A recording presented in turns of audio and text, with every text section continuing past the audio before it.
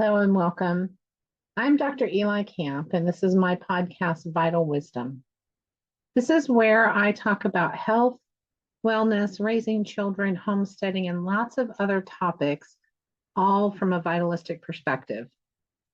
I believe the body can heal itself if it's given what it needs, is not poisoned, and if the innate healing ability is supported and not suppressed.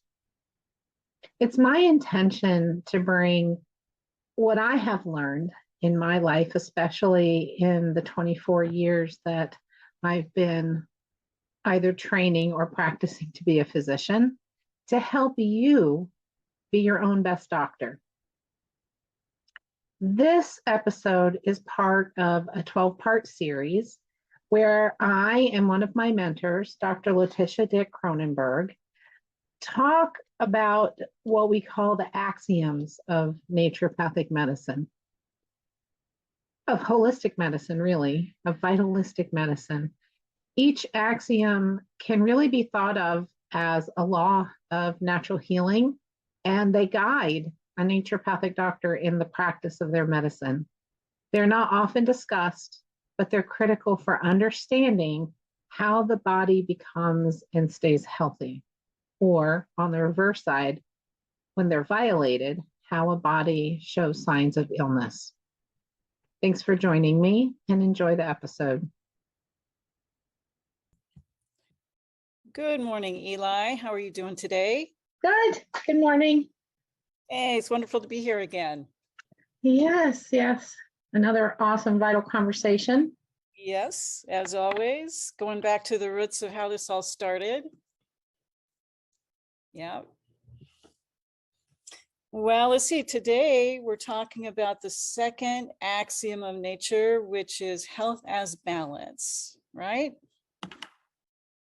It's tricky, that balance. You know, the name of my practice is The Art of Balanced Health, and I didn't even think about this axiom when I named my clinic.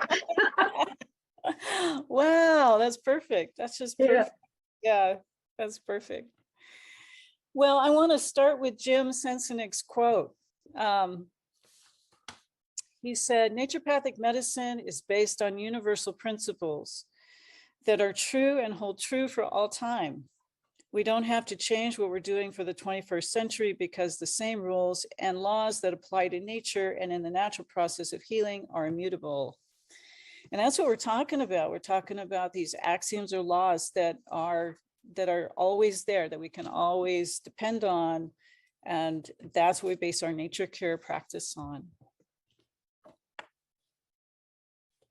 They seem really simple, these laws on the surface, don't they? And then when you start to think about them and break them apart and understand how they apply, there's so many layers to this health as balance.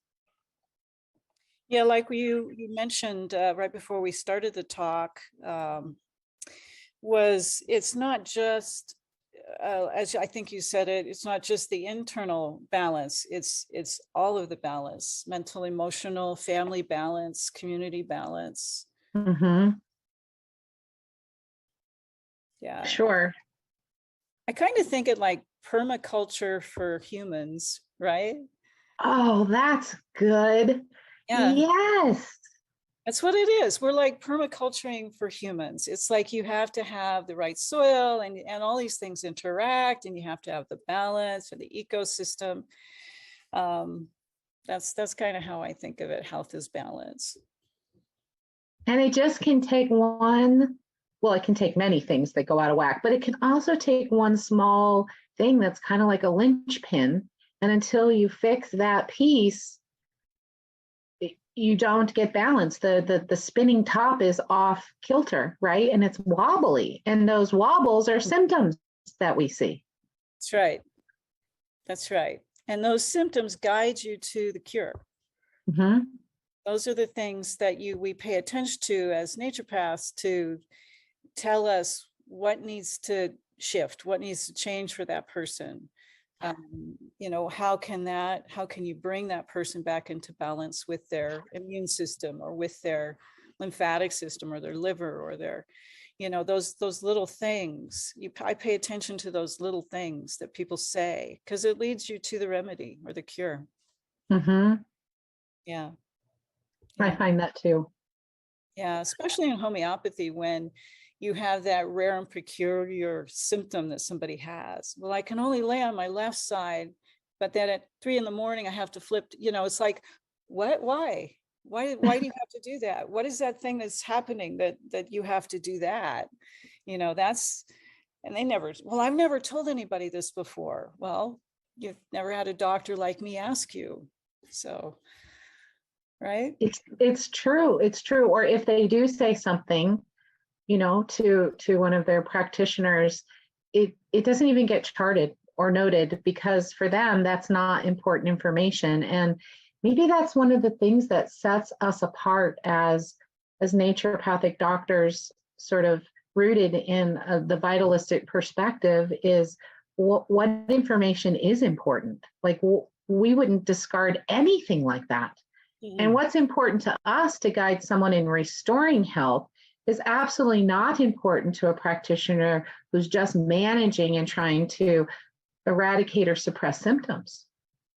Yeah, total different view, total different view and paradigm there. Mm-hmm. Which is, and it's so sad because they miss so much. Allopaths miss so much. It's really disconcerting there. But yeah. Well, I'm going to throw in a quote here from Hahnemann. All right. I love Hahnemann. My guy. Right. In the healthy condition of man, the spiritual vital force, the dynamis that animates the material body, rules with unbounded sway and retains all the parts of the organism in admirable, harmonious, vital operation as regards both sensations and functions, so that our indwelling, reasonable, gifted mind can freely employ this living, healthy instrument for the higher purpose of our existence. That's health is balance right there, right? Lindlar says, health is normal and harmonious vibration of the elements and forces composing the human being on the physical, mental, and moral planes of being in conformity with the constructive principle in nature applied to individual life. And the other one I pulled up was Spittler.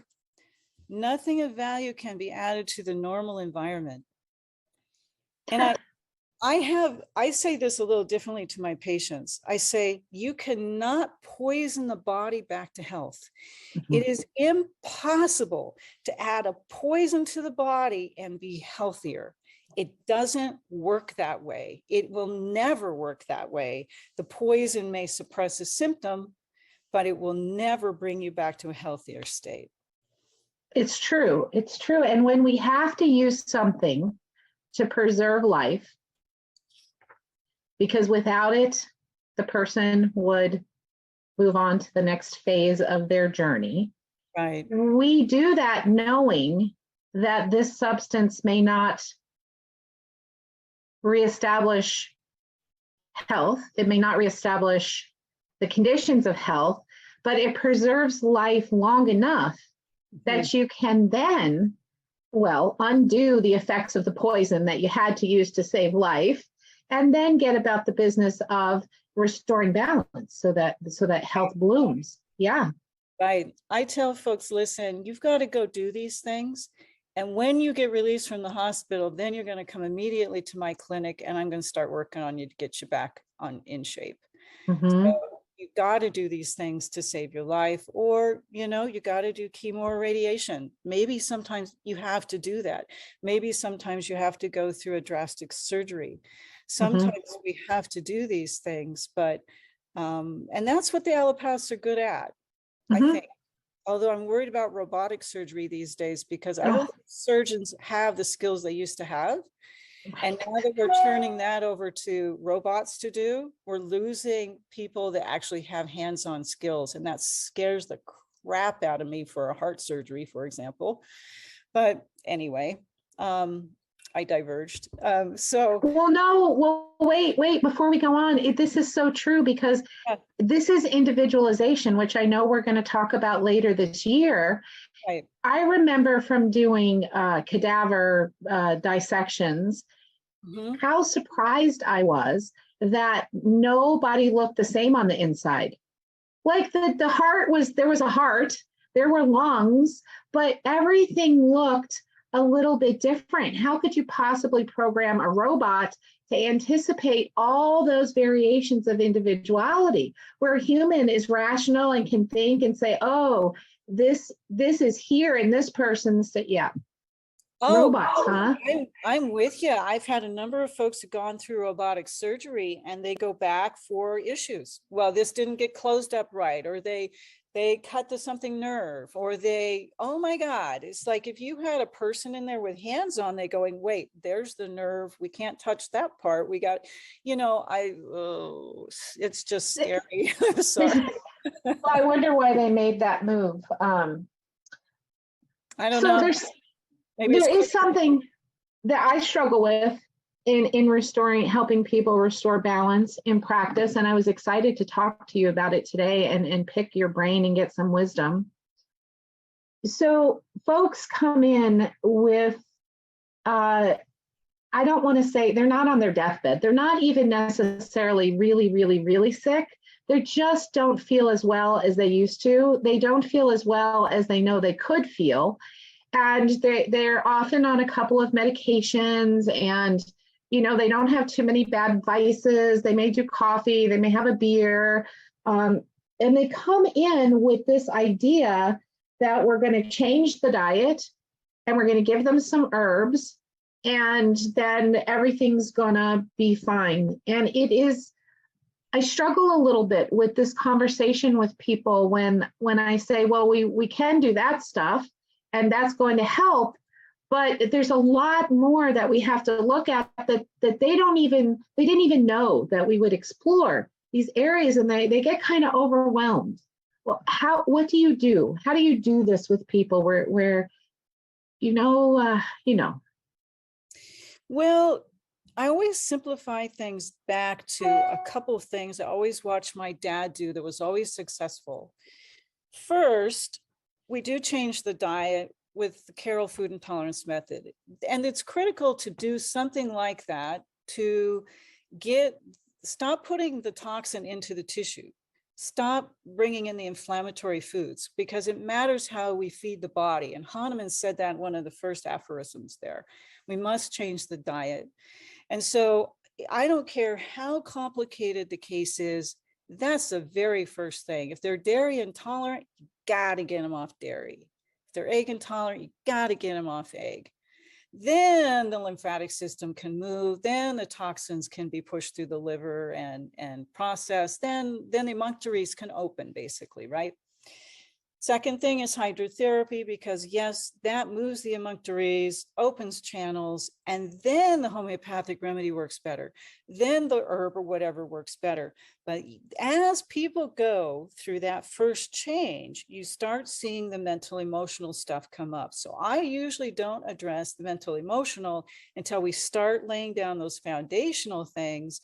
Then we see, oh, this is what's happening with you.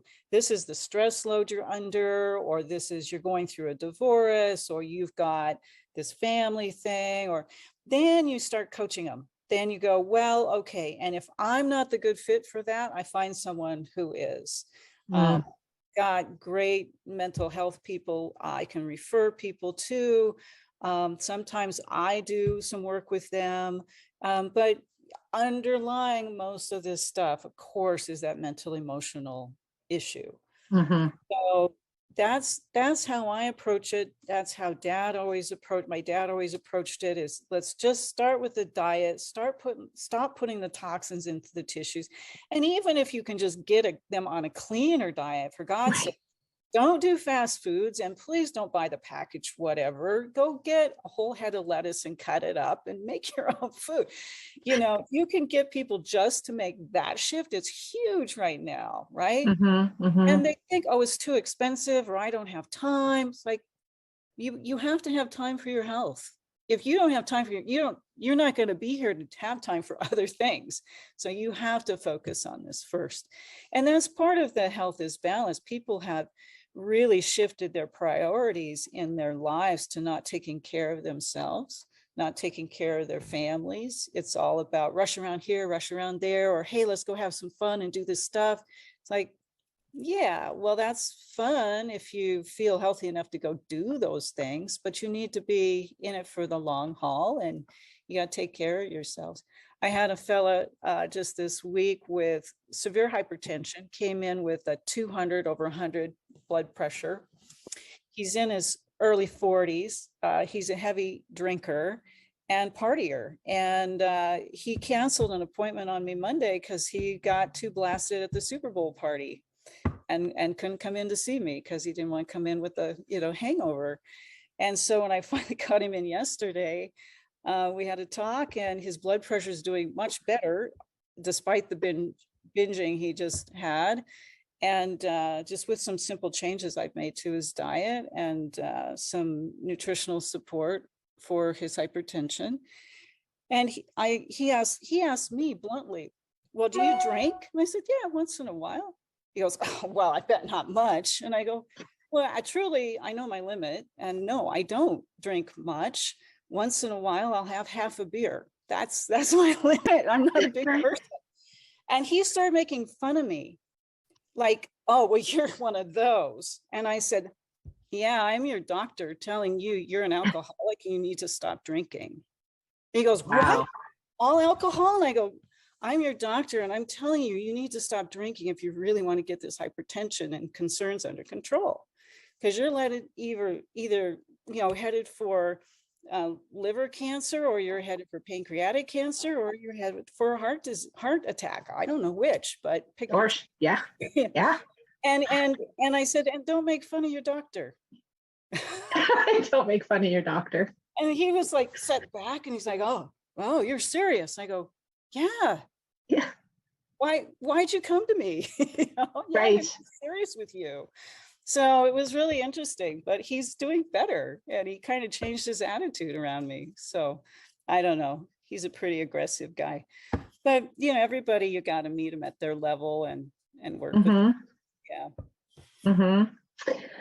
I had a gal who came in, and I had written an article actually about balancing factors in your life if you're really seeking health, that you start, and it touched on like top 10.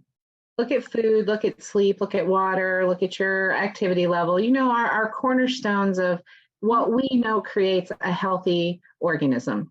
Mm-hmm. And she came in against, she didn't want to be there. Her husband made her come, completely turn her life upside down, and she wouldn't be able to do anything, and that she would fail.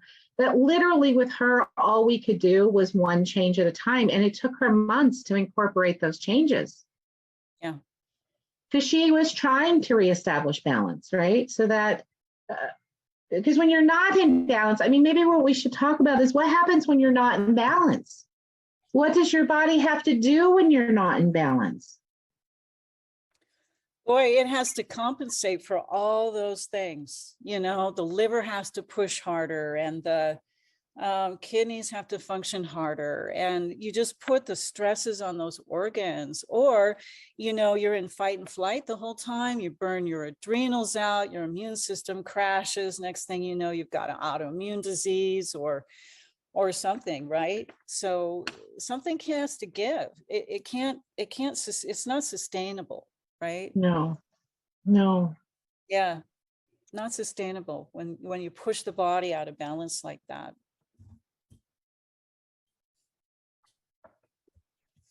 Isn't it amazing that these things that seem so simple can make such a profound difference within the organism? Like water the plant. Water seems so simple, right? I don't have to do these big things, right, to get my plant to thrive. Water and light, they're pretty good. Yeah, if they have what they need. Yeah. Same with the human body. If it has what it needs, it does pretty good. And it can handle a lot. It really can. I'm amazed how much people can go through and the body still keeps functioning somehow. But Mhm. for preventing illnesses in the future, preventing chronic diseases, we know these things are preventable by healthy diet, exercise, good sleep, good water.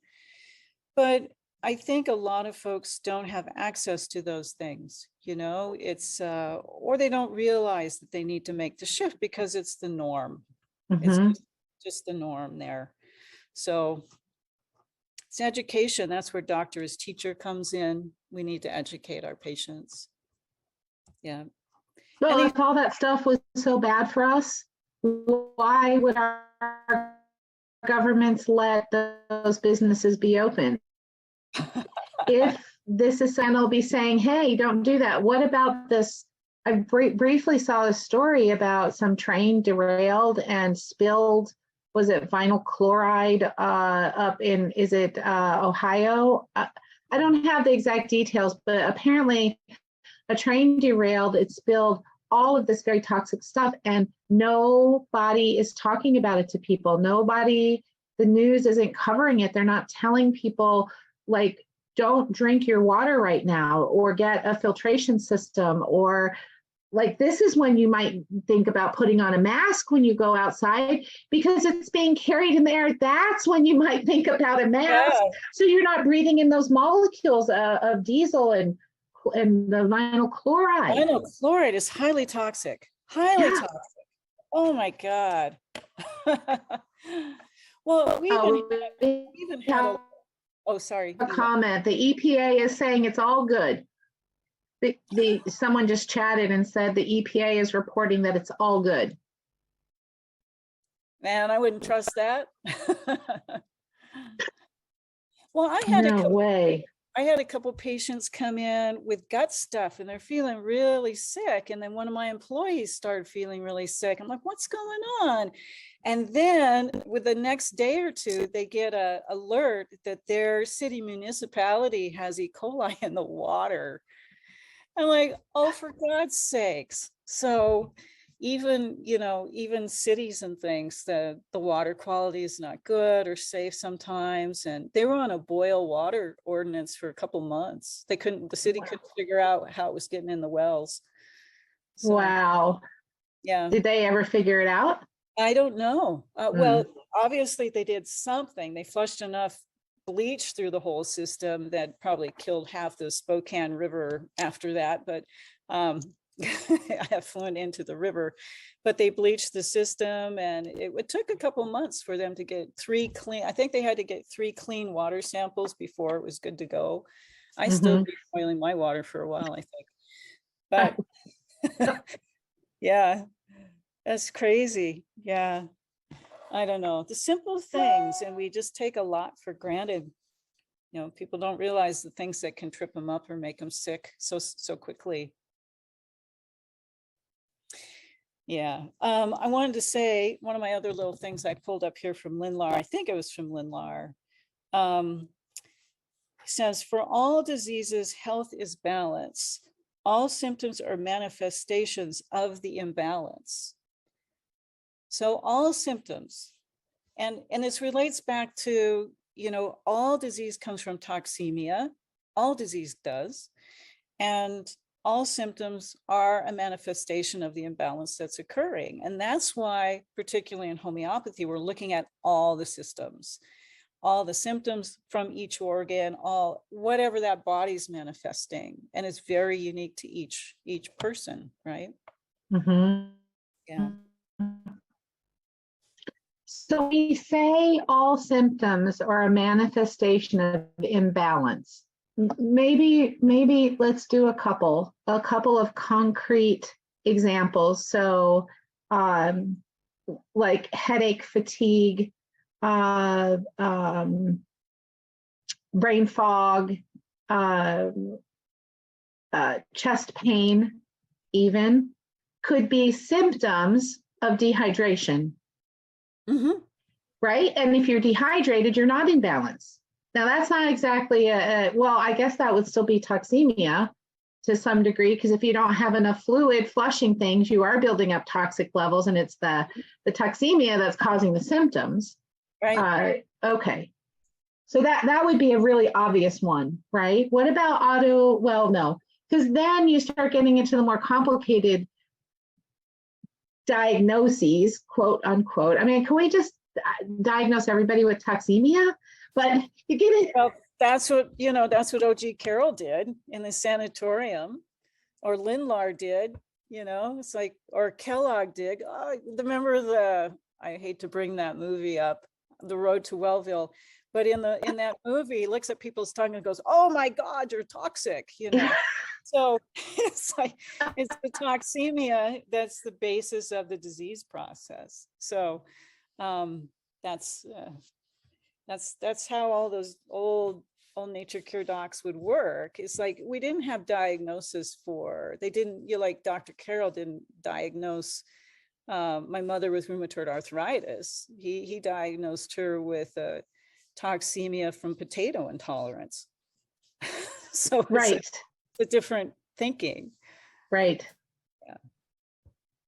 Well, we are two sides of a coin here. So we ask different questions, and therefore, right, we get different answers, and then the treatment is completely different because we're doing something different with the answers we got because we asked different questions.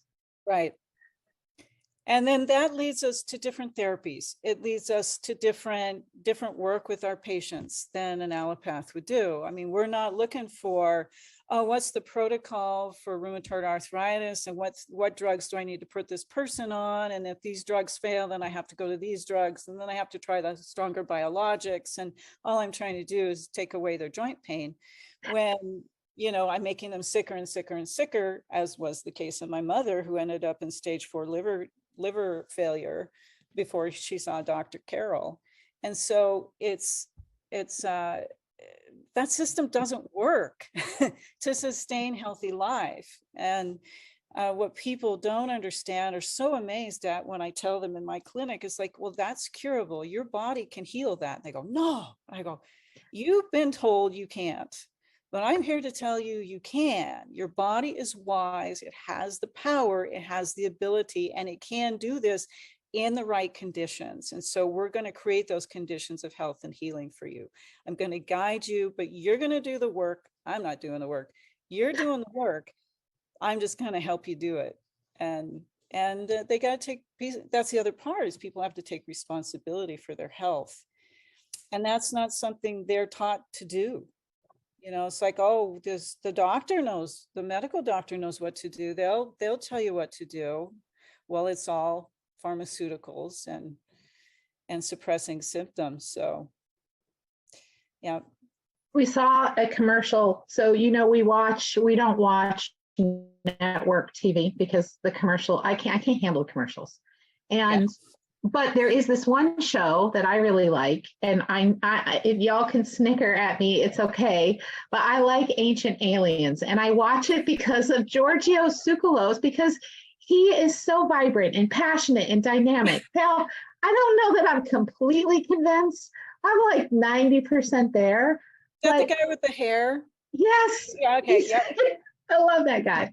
Yeah. Well, so there was a commercial that came on in between, because to watch it free, you have to put up with the commercials. And I usually mute it, and then we have a couple minutes to do stuff. Well, there was this commercial that came on about eczema. And it was a pharmaceutical commercial about eczema. And my 13 and 14-year-old, who of course I've raised, so they have been trained to think in a certain way. Right. They were like, how can that even be legal? To offer them something that's going to make them so much more sick, when they've watched me for their entire life deal with eczema in people. Yeah. And I was like, I don't know how it's legal. Maybe there's a group out there, that a parent group or a person group, that you could join and make it illegal to have those pharmaceutical commercials on TV, because they're illegal in Europe. Yeah. It's really intriguing. There was a one of these political guys on TV talking about, usually talks about, left, far right, far left, and all this stuff.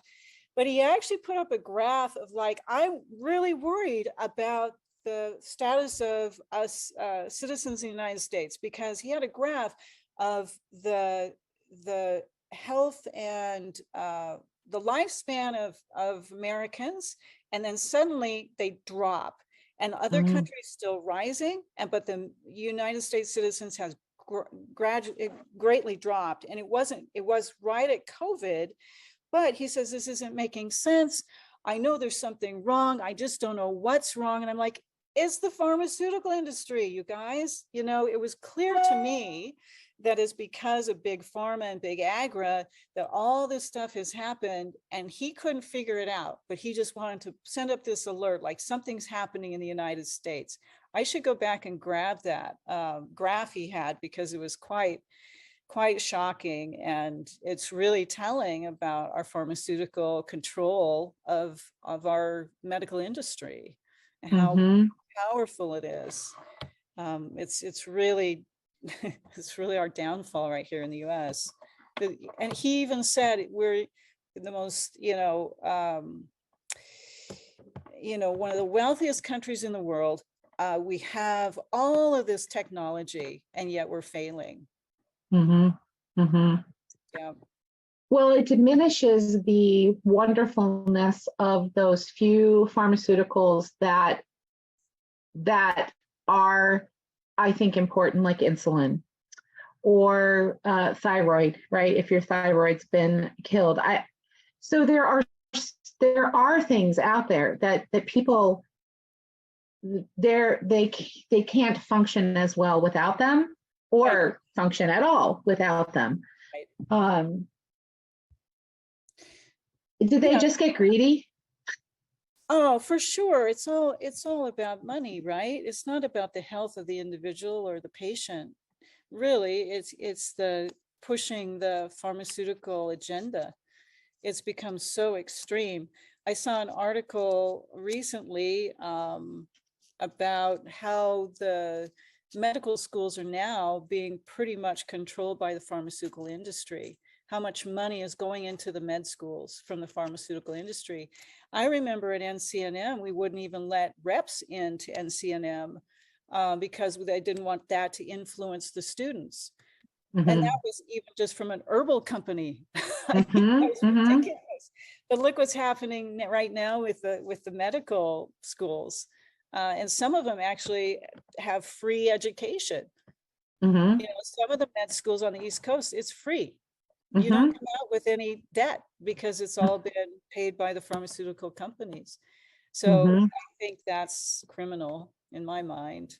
But it would be really awesome if we could figure out how to, I think it was China. In China, it was a talk, we were talking about it with Jim one time, I think on a Vital Conversation, and he said, well, when you go into a Chinese hospital, you get triaged for what can be done by traditional Chinese medicine right there on the spot, and what needs to be elevated for more diagnostics and a deeper look. And that they work together on this because they both believe in each other's approach to medicine. But I would have to ask the question, do all physicians, regardless of the degree, going through training in China, do they get the basics of the body can be healthy, the body can heal itself, the body needs these things to be healthy? Like, do they get that core training? And then some people can diverge into emergency medicine or surgery. I was just thinking about, is there a model where we can all play together on the playground and do what's best for each person in an individualized way? We could, the world would shift. The way people think about health would shift. You wouldn't need that many doctors. We have so many doctors right now in the United States. Do we really need all of these doctors? Well, we do because of what we're taught. Well, and because of how sick the public is. Yes. That's what I think happened with COVID. I know I'm not no conspiracy theory here, but I think on a whole, on the average person is so not in balance, therefore not healthy, that something came along that wasn't even completely novel, right? It was a mutated form of something before, and that little bit of a change were so not in balance and not healthy that that was devastating to people. Exactly. That's exactly what happened. And it can happen again because the health of the United States citizen is so bad. Yes. You know, we're so devitalized. We lack minerals. We lack basic nutrition.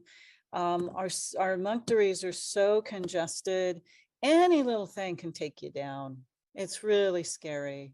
And though they're not little things, these things are superbugs. You know, they're superbugs. And even with all, and because of all of the antibiotics and things we've used, we've created super staph infections, MRSA, and all these things. So we have these super bugs out there that are really harder, much harder to treat, even in a pretty healthy person. So, so we've created that world, and then we've devitalized all the foods, and you know, it's a perfect storm. Yeah, way out of balance. We need to permaculture the United States, Eli. That's what we need to do.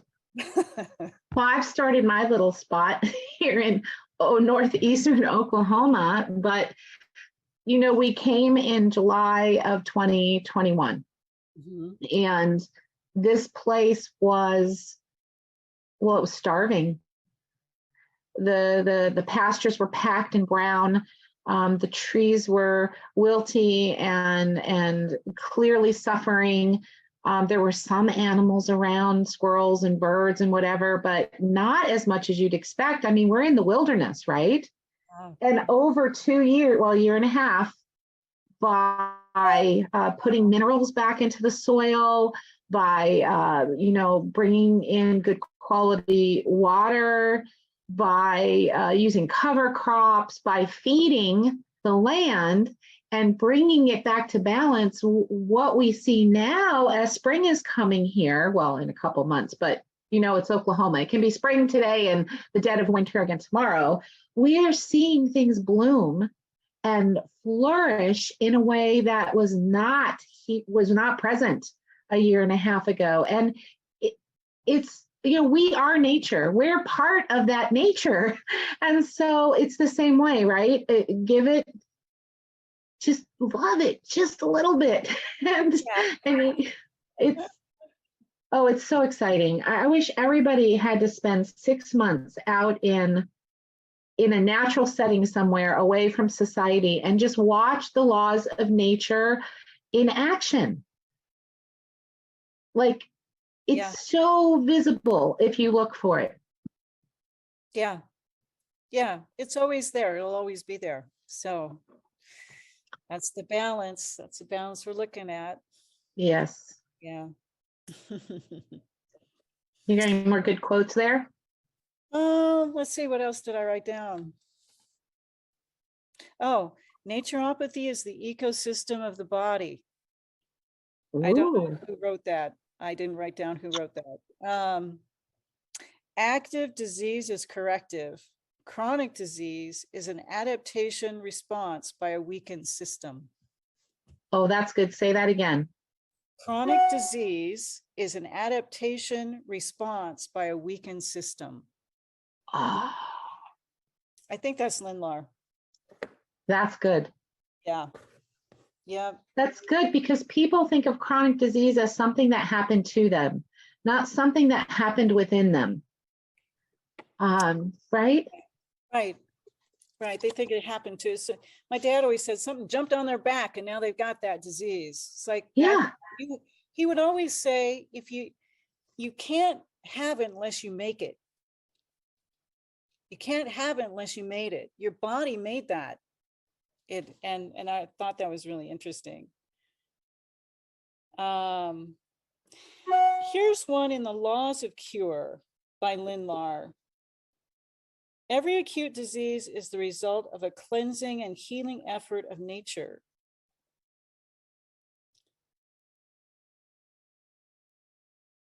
This law, thoroughly understood and applied in the treatment of diseases, will eventually do more for medical science what the discovery of other natural laws has done for physics, astronomy, chemistry, and other exact sciences. It will, by demonstrating the unity of disease and treatment, transform the medical empiricism and confusion of the past and present into an exact science.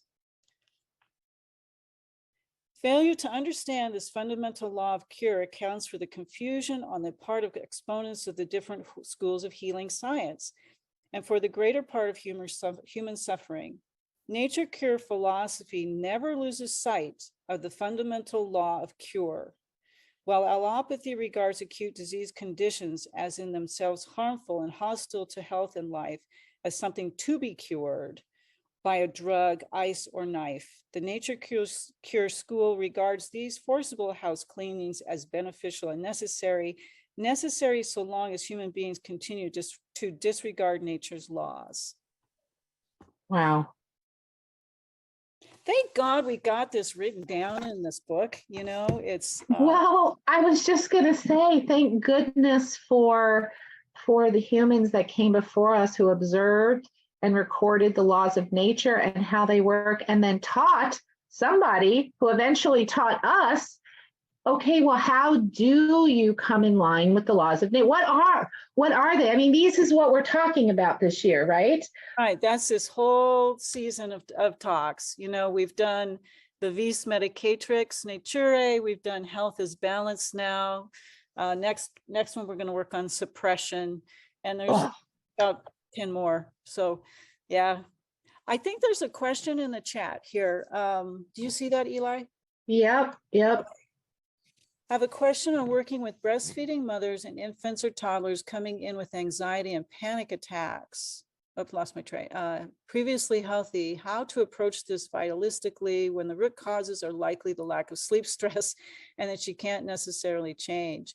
New practitioner lacking experience and any general insights. So you're talking about a mother who's overwhelmed, it sounds like. With infants and toddlers coming in with anxiety and panic attacks previously. So mom needs a support group there. Mom needs a helper. And previously it was always grandmas were around to help take the burden. Let the mom go sleep and rest. Don't worry, grandma's got the other ones taken care of if there's other little people in the house. And she's going to cook up something, so you can just rest. You don't have to be on your feet trying to cook and do laundry and everything at the same time. Mm-hmm. That's the way it used to be. I can tell you that's not how it was for me in medical school. I had 2 little girls and I was going through med school and we were always constantly worried about money. And I had to do it all. And it was, when you're in that, it's a lot. So I would say that mom needs adrenal support, big time. Mm-hmm. So the first thing I would put that mom on is adrenotrophin or some sort of adrenal glandulars like cytozyme AD, and maybe ginseng in the morning, and then make sure she takes naps and gets a break or gets to do a walk by herself. Mm-hmm. A nice bath, whatever that, a nice, hot bath or whatever that gal needs to get support. And she needs to maybe reach out and get support. So one thing that I have done over the years for moms, especially, or single dads, right, for whatever reason, is connect with the Honor Society. So both the Junior National Honor Society and the National Honor Society, because these teenagers are required to get volunteer hours in to maintain their status. And for kids who want to go to college, being part of the Honor Society is something that is important to them. And you can pretty easily find that high schooler, they're mature, their grades are good, like they're trustworthy, right? Many of them are, and they come in, so you don't have to have extra money to pay them, and they come in and they volunteer to get their hours for the Honor Society. And so that's just a resource for people to think about. If you don't belong to a church and there aren't support groups around, National Honor Societies everywhere. So that's something to think about. And then they could come in for the afternoon. Mom could have a break. Yeah, maybe they could do the dishes and do a load of laundry, or play with the little ones or something while mom's just taking care of the baby. Or Yep. Absolutely. That's a great resource. I hadn't thought of that. I did that in the Honor Society. I went and worked at Lakeland Village, which is a home here for developmentally disabled adults. Yeah. Well, both of the kids are doing it, and that they're getting their hours in now, and they're doing things they love. But I know there's a lot of kids in that community. Yeah. That's neat. I hadn't thought of that. Well, I hope, Karen, that answered a little bit of your question there. I would add to that, not just the adrenal support, I would also think about the state of the pH of her body, because when you get stressed and you get tired, the pH is going to go wacky. She's going to become very acidic, and that's going to, she's going to have aches and pains, and she's not going to sleep well when she does get a chance to sleep. And maybe something simple like a Beeler's broth. Right? And she could sip on Beeler's broth, and it's pretty easy to find that recipe. It's just you boil a bunch of veggies and you make an alkalinizing broth. That also could probably help her breast milk if she's struggling with her breast milk at all too. Yeah. Those are great ideas. Same as Dr. Bastier's soup. I don't know, Eli, is Beeler's broth the same as Dr. Bastier's soup? I don't know. I don't think so. What is Dr. Bastier's soup? I don't know about this. Yeah, I don't remember okay. There's all his is the cabbage juice based. Yeah, no, it's different. Yeah. Beeler's broth is different. It's really high in potassium. And if you're potato intolerant, instead of the broth with potato, I have people put in rutabagas or turnips, other starchy roots instead of the potato part. Yeah, rutabaga. Yep. Yep. Love it. Are we time for Q&As? Yep, we got time for Q&As. Just a few more minutes here. Thanks for doing this with me, Eli. These are great. I love doing these axioms. Oh, it recenters me. I'm all by myself out here. The closest ND to me, I think, is Springfield, Missouri. There's a few people in Oklahoma or in Tulsa, which is an hour from me, but they're super busy. And I don't know that they're part of NMI. So I need this. I need this because when you are living life and everybody tells you it's a square, but it's a circle, eventually you start to say to yourself, okay, is that maybe a square and I've got it all wrong? It's not a circle. Like, you got to be really strong. You've got to see the results in clinical practice to say, well, y'all can think that's a square. It's a circle. It is always going to be a circle. Yeah. But okay. I know. You get in the weeds there, and you have to kind of remember the focus. You just focus back on what's worked, and that's the advantage we have of being in practice for a while, is we've seen it work, and that's why NMI is here to help coach the young docs who haven't seen as much, who aren't as confident or grounded, or or don't know because you didn't get that shown to you in a clinical setting that's the right path to take. So, somebody's asking, am I teaching the Carol food intolerance again?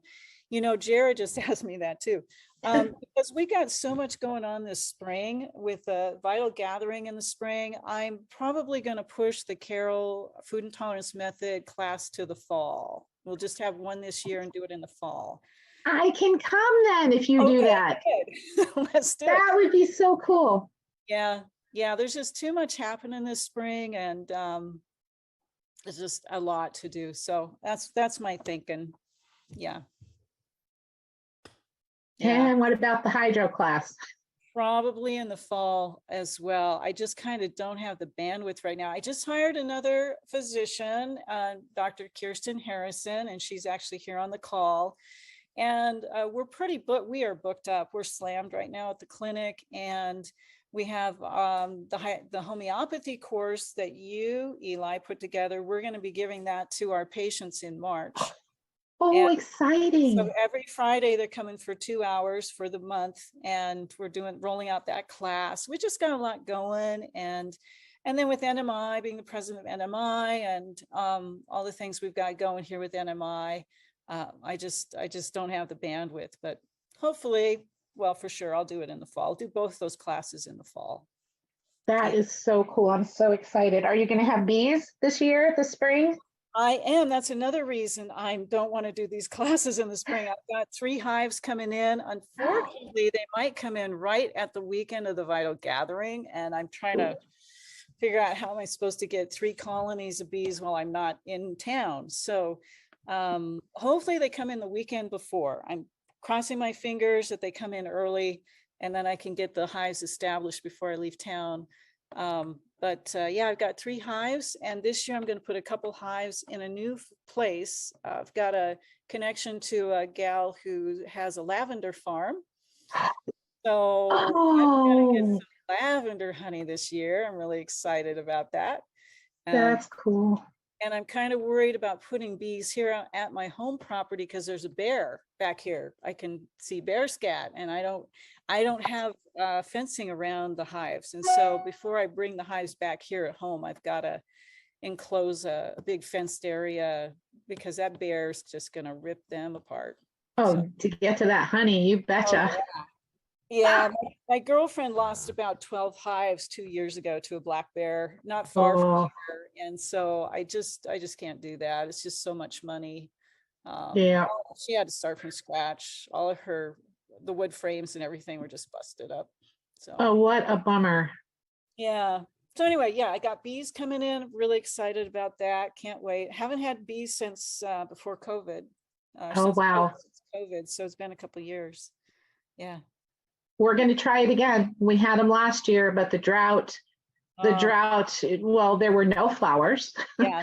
It's very dry, very hot. So we're going to try it again this year. And we're planting wildflowers, although I know we could never plant enough. Like, every little bit helps. Every little bit right? helps. It really does. Yeah.